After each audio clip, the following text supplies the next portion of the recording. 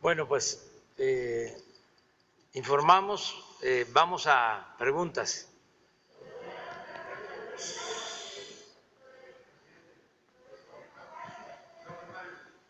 Ah, sí, vamos a firmar. ¿Ya está firmado?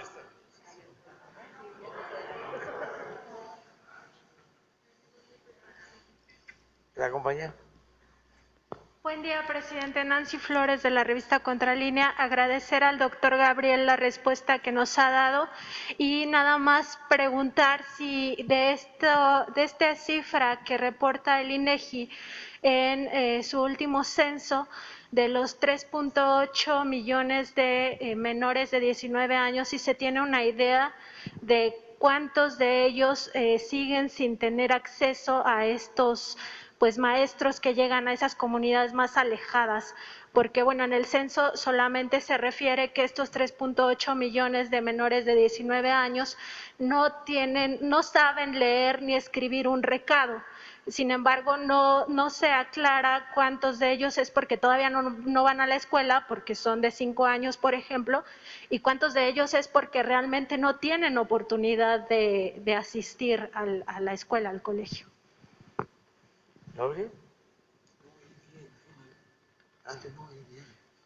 ¿Le puedes formular de nuevo la pregunta? Soy sordo. Bien, ¿cuántos de estos niños, cuántos de estos menores de 19 años que ascienden a 3.8 millones según el censo del INEGI, el último, que no saben leer ni escribir un recado, aún quedarían fuera de estos programas del CONAFE?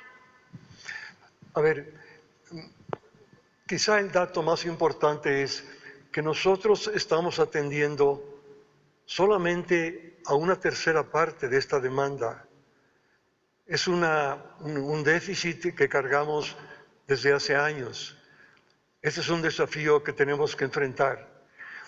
Y el trabajo más difícil es que la confianza en los instructores comunitarios, la desconfianza más bien en la capacidad de los instructores, se ha querido suplir con instrumentos, con manuales, con guías. Y entonces es natural que los resultados sean no los deseados. Siempre han sido los resultados más bajos en educación básica. Pero el cambio radical, el parteaguas que proponemos es que se asegure el conocimiento profundo a través del diálogo individual, personal, a condición de que demuestre lo aprendido y lo dé en tutoría a otros compañeros. Pero la ventaja de profundizar en un tema es que tienes tú que traspasarlo, hacer lo que llaman el transfer, oralmente al exponerlo ante tus compañeros. También en escritura, y ejercitas la escritura al asentar tu reflexión. Y finalmente lo dominas más al ofrecerlo a los otros y generas una comunidad de aprendizaje. Aprendes a aprender y aprendes a convivir. Sé que esto es muy general, pero yo quiero que se ponga en la tabla las páginas, los sitios de internet donde ustedes pueden ver los testimonios, los cambios radicales que hay cuando se atiende a la persona individualmente.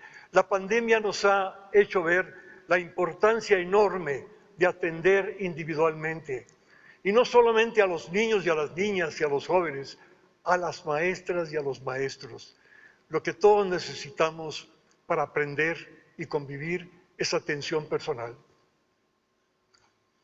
Gracias.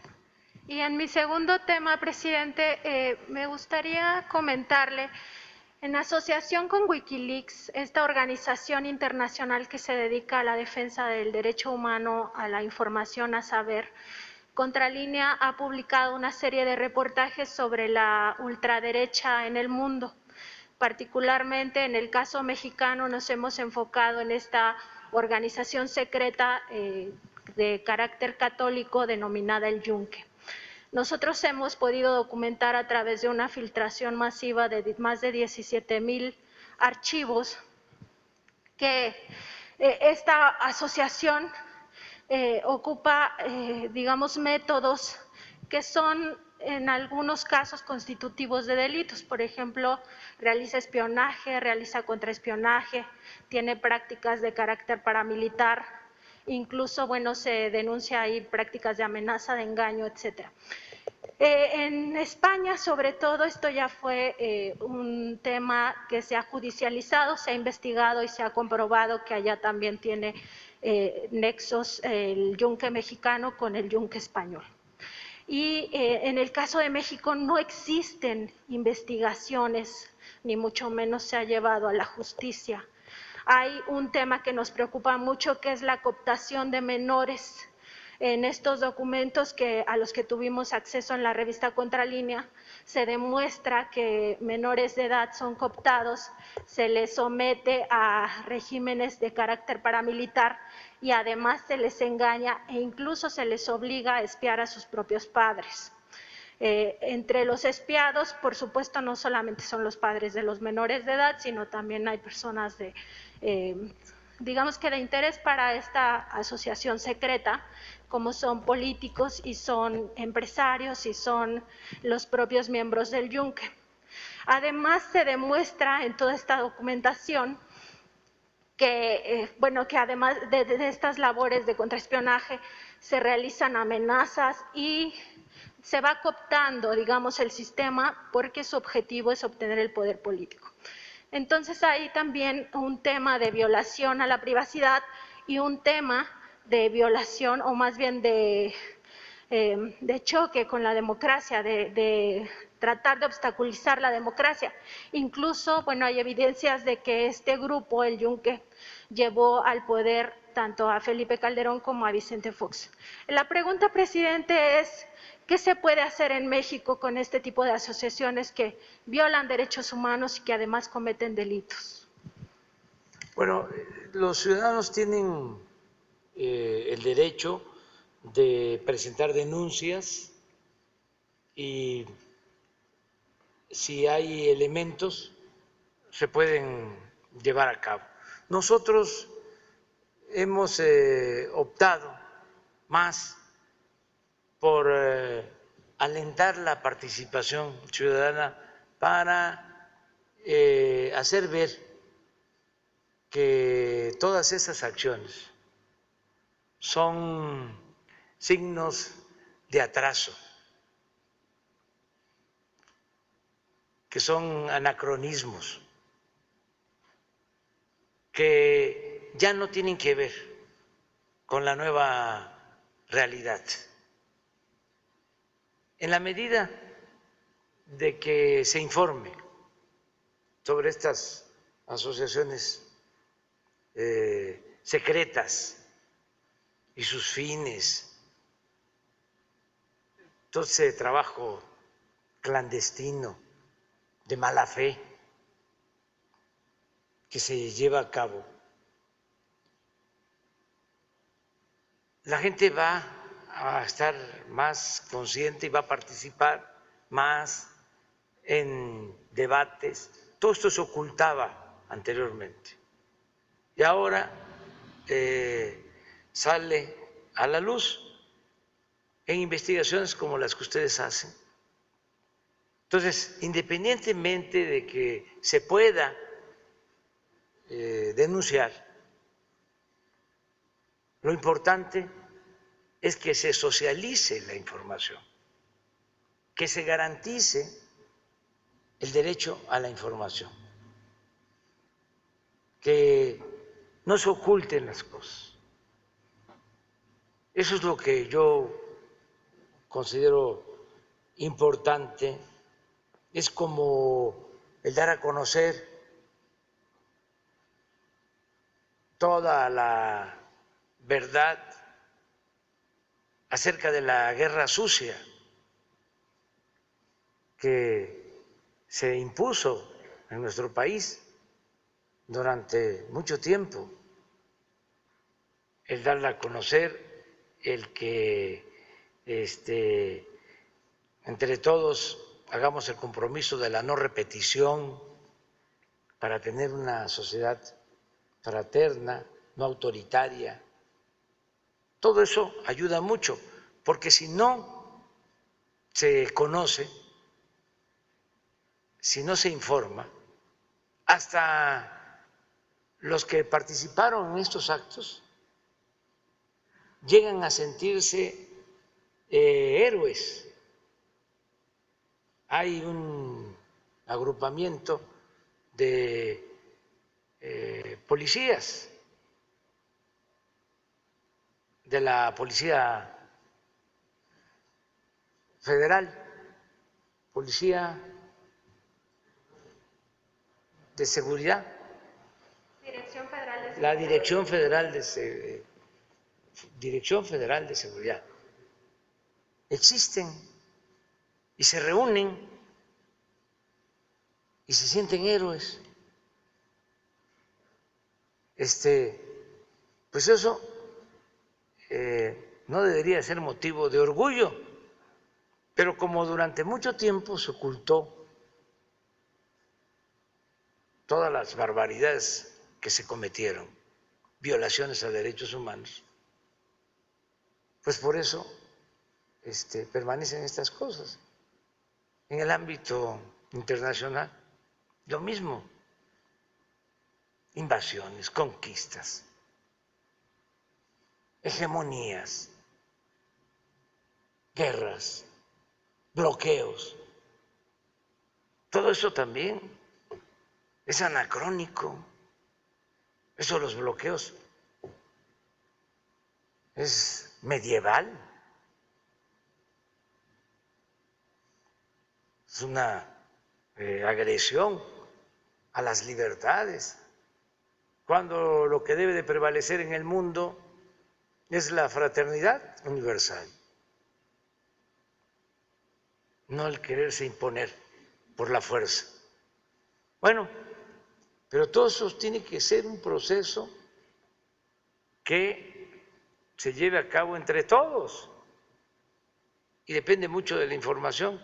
Entonces, existe la vía legal, pero lo más importante, creo yo, es que se conozcan estos hechos, porque a quienes participan en una asociación secreta con esos propósitos, al ser descubiertos, creo yo que les va a dar vergüenza, porque eso, repito, es algo de la prehistoria, es un signo de atraso, que no tiene que ver con nuestros tiempos. Entonces, eso es lo que puedo comentarte. Y, presidente, ¿no le preocupa esta parte de la corrupción de menores y el abuso de menores de edad que hace esta organización? Hay que denunciarlo, legalmente, y lo que ustedes están haciendo, porque es quitar máscaras. A veces estas asociaciones actúan con un doble discurso, es una doble moral. Llegan a ser hasta asociaciones filantrópicas que apoyan a los niños, a las niñas, y al mismo tiempo participan en estos actos reprobables y condenables. ¿Y la parte que afectan a la democracia o que están en contra de la democracia tampoco le preocupa? Yo creo que eso no debe de preocuparnos mucho, porque el proceso democrático de México se echó a andar y no se va a detener. Ya lo hemos dicho muchas veces, México es de los pueblos de avanzada, estamos a la vanguardia. por el nivel de concientización que ha alcanzado su pueblo. El pueblo de México es de los pueblos con más conciencia política, de lo más politizado que hay. En este terreno podemos decir no hay o es muy poco el analfabetismo político. México está a la vanguardia, es un ejemplo en cuanto a la madurez de su pueblo, del nivel de concientización de su pueblo. El proceso más importante de los últimos tiempos, lo que entre todos hemos alcanzado, lo que nos da orgullo, es el cambio de mentalidad que se ha logrado en nuestro país. Y estamos hablando de millones de ciudadanos. No es un fenómeno como una guerrilla que va hacia una transformación o logra una transformación por la vía armada. Bueno, sí, es un avance, pero al final de cuentas no comprende a todo el pueblo o a la mayoría del pueblo. Es un grupo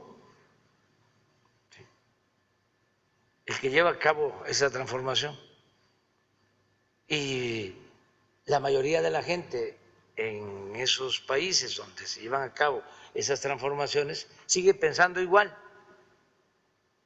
Y como no hay un desarrollo político amplio, colectivo, no se mantienen los ideales, los principios que llevaron a esas transformaciones, y los que llegan al poder se corrompen o se vuelven autoritarios y se olvidan de las causas que enarbolaron en un tiempo para llevar a cabo las transformaciones.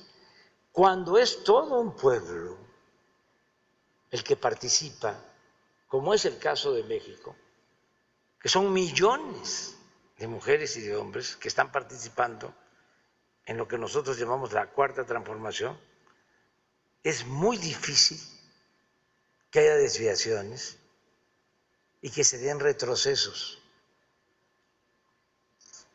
Por eso debemos de sentirnos orgullosos. Y esto, a pesar de los pesares, de obstáculos, de la pandemia que tanto daño ha causado, el proceso de desarrollo político en México, de transformación pacífica, que eso es otro elemento muy favorable, que los cambios se están llevando a cabo sin violencia, de manera pacífica, porque las tres transformaciones que han habido en México, las tres grandes transformaciones, la independencia, la reforma, la revolución, se llevaron a cabo con las armas. Y hubo violencia y muchos perdieron la vida. Ahora no. Es una transformación igual de profunda como la independencia, como la reforma, como la revolución, pero sin violencia, de manera pacífica. Entonces, sí, todos tenemos que celebrar eso. Gracias, presidente. Hombre y luego mujer.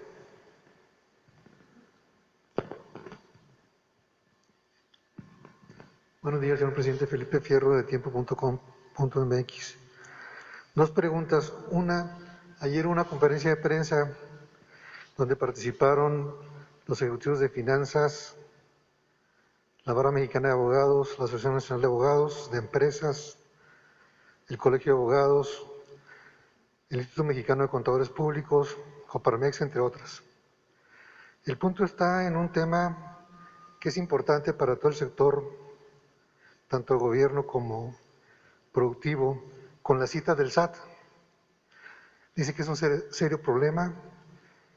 Esto viene desde la pandemia, es más, desde antes de la pandemia, y ahora se ha agudizado. De acuerdo a una encuesta, dicen que el 87% de los registrados tienen problemas con las citas, 65% duran más de 30 días para conseguirlas, las consiguen 30 días, el resto en más, y dan otros argumentos. Esto, desde luego, impide el cumplimiento de las obligaciones fiscales, pago de impuestos, altas, bajas, devoluciones, etc. La directora del SAT ya había comentado este asunto, sin embargo, no se arregla. No sé si exista un conflicto del sistema, o bien de personal, o de ambos. ¿Qué sabe usted al respecto? Bueno, yo no tengo esa información, o tengo otro dato. Señor presidente. Vamos a pedirle a la directora del SAT que nos informe. Yo lo que veo todos los días, tengo como 5, 6 datos que reviso diario. Uno de ellos tiene que ver con los ingresos, de cuánto ingresa diariamente, cómo va la recaudación. Y vamos bien.